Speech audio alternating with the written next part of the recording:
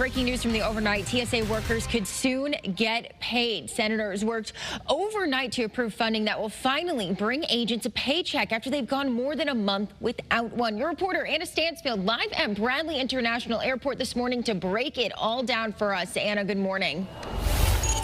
Well, good morning. Lines here at Bradley so far this month haven't been too bad, but we know that is not the case across the country. Over the last month, hundreds of TSA agents have quit their jobs after going weeks without pay. But now in this rare overnight vote from the Senate, they could be one step closer to getting their paychecks soon.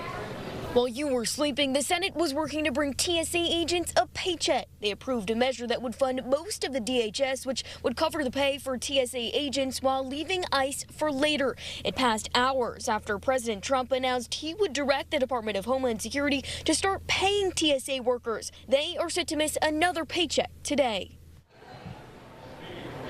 Now, this bill does still have to go through the House, but we are expecting them to look at it as early as today.